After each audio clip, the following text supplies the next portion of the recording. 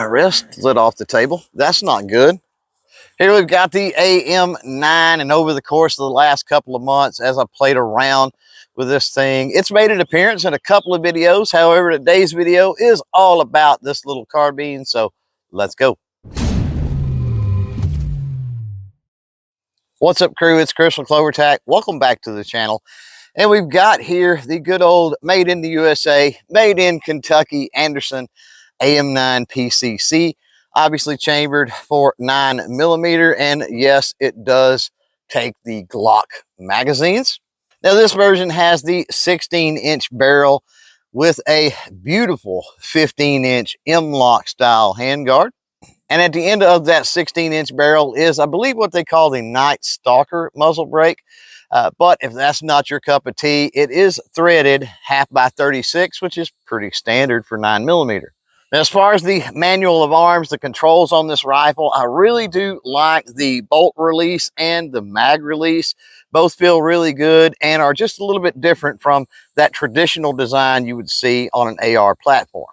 Now, as far as the furniture, Anderson has went with a staple in the industry. They went with a Magpul grip and a Magpul stock. Now I made the decision to top this one off with a 4 Peaks 1-4x24 LPVO, and that is sitting in, of course, a 4 Peaks one-piece mount. Over the last couple of months, I've had a ton of fun with this thing. Seems to shoot great. It's plenty accurate enough and fairly reliable. I haven't had any issues with any of the ammunition, 9mm ammunition that I've ran through this thing. Now, if I had to nitpick about something that maybe I did not like about this rifle, coming in at roughly about 8 pounds seems a little bit heavy to me, to my liking, I guess, with a 9mm PCC or a 9mm carbine. However, once you get this thing out on the range and you start having fun, you forget all about the weight, I can assure you. Just to show you what this little carbine can do, we're going to put some rounds on paper. I've got some Igman 124 grain FMJ 9mm ammo from our friends at Global Ordnance. Down range 50 yards, we're at the picnic table, and so all the way down there at 50 yards, I've got a target up. We're going to put 10 rounds on that target from the trusty old lead sled here. Try to get as accurate of a representation of what type of groups this carbine is capable of as we can possibly get. As always, before we get to live fire, safety is first. Got my eyes on. Let me put these ears in, and we will be ready to rock and roll.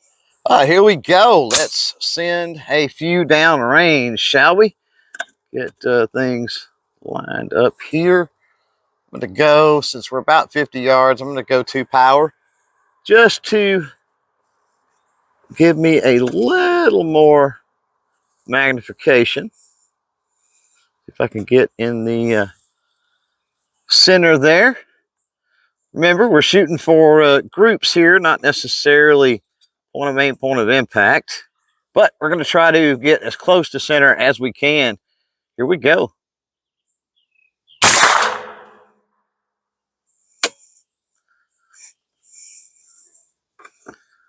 Just one shot.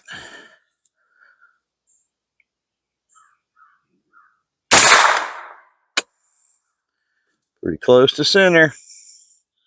Breaking the line anyway.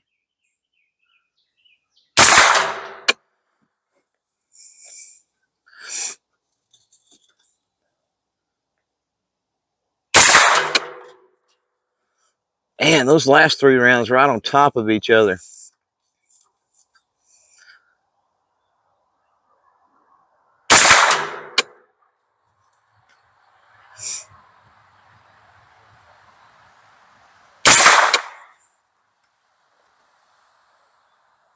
Got that one little flyer there that's annoying, isn't it?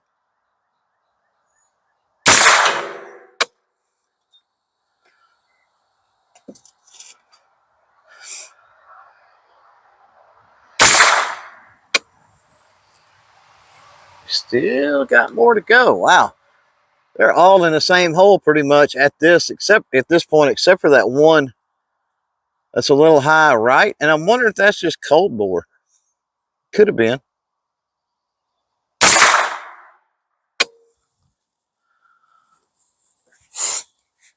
Typically, I don't shoot this many, but it's kind of fun putting 10 rounds in one hole.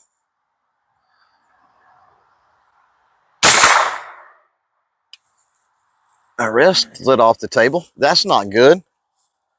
And we're locked back. Everything is clear.